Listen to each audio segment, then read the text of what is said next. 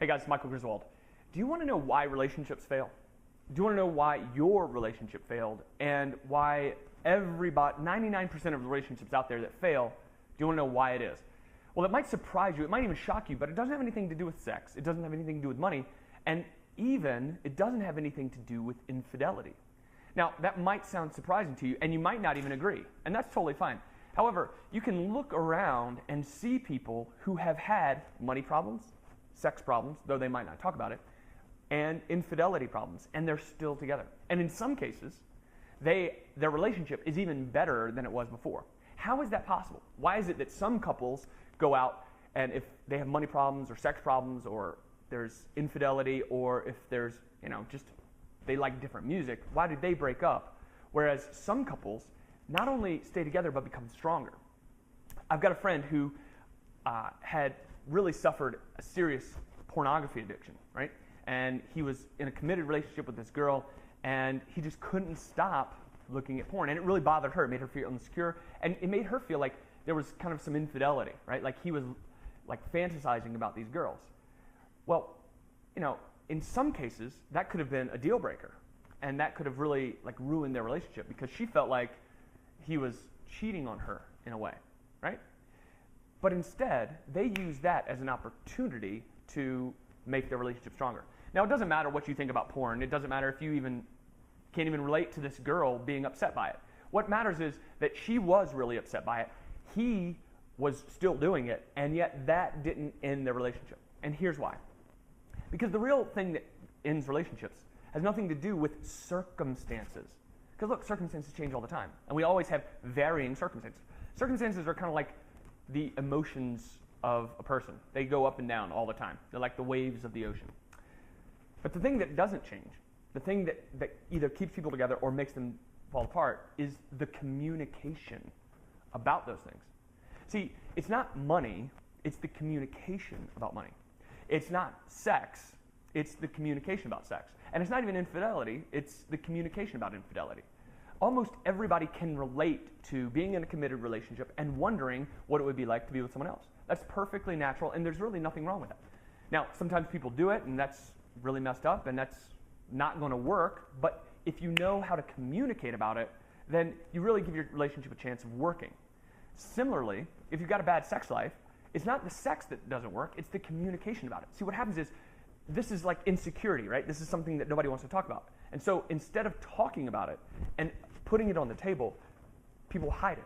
And so they hide it and then cover it up with resentment and bitterness. And that just doesn't work. So what do? How do you make sure that you don't fall into this trap?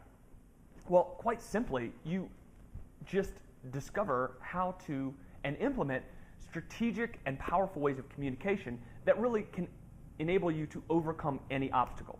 Now, I don't know what your situation is, right? I don't know whether you cheated on your boyfriend or whether you didn't have any money to take your girlfriend out, whether your own insecurities stood in the way of your relationship, whatever it is. None of those things matter.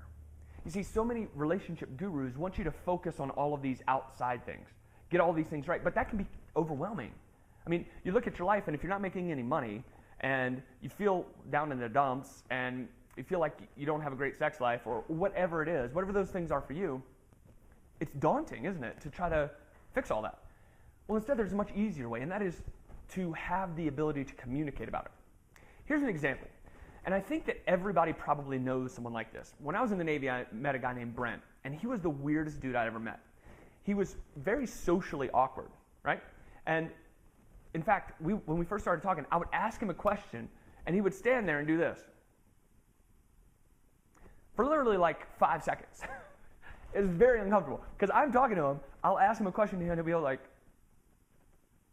and I really thought he was like mentally, had a mental problem. But as it turns out, he was just nervous. He was just socially nervous. And those things, but he never tried to cover up for it, right? He did the best he could with it. Here's the thing, those like weirdnesses, like his idiosyncrasies, were the things that eventually made me really, really like him and made us become great friends. What's the point of this? The point is that when you are able to just be you, when you're able to have the courage to talk about the things that other people are uncomfortable talking about, you become the most courageous person in the room, and as a result, the most attractive. Look, we all know people who are courageous enough to talk about the things that other people would be embarrassed by. And doesn't it hold true that those people, the people that have the courage to talk about it, we always find more attractive, and we always find ourselves to feel more safe around them. So look, the idea of communication in relationships is an enormous subject, but I've distilled it all down for you. I've broken it down into little bite-sized chunks, really revolving around persuasion and conflict resolution and conflict avoidance, so that if you know how to go about it, you can head off a conflict before it even starts. And if you don't, then you can know how to resolve that conflict. And you can know how to persuade your ex, your lover, into doing the things that you want them to do without it being manipulative. So I've put it all together, and I've called it the M3 system. And the reason that I called it that is because there's 3 M's. The M1 is mindset. It's teaching you, how to think and how to perceive this situation so that you have power again. M2, which is method, is the nuts and bolts. What to say, what to do, when to say and do it. And then M3 is moving forward. What to do when the normal things of life come up, right? You get back together, but you're still going to have conflict. There's still going to be some stuff to work through. And this helps you to do that. And what I want you to do is I want you to download it right now. It's very easy. You simply click a few clicks of the mouse, and you'll be able to get access to the M3 system. Now that's the easy part. The real value comes from the enormous power that you'll get from it and what you'll be able to do in your relationships and in your love life from here on out. So click on the link below so that you can get started and discover the secrets that most people will never know about relationships and how to communicate in a way that you don't have to be afraid of any circumstance because you have the courage to see through it. And I want you to know that I'm delighted to be an ingredient in the success of your relationships.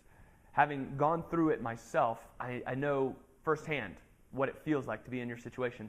And I want to lend you a hand to get out of it so that you never have to look back there again.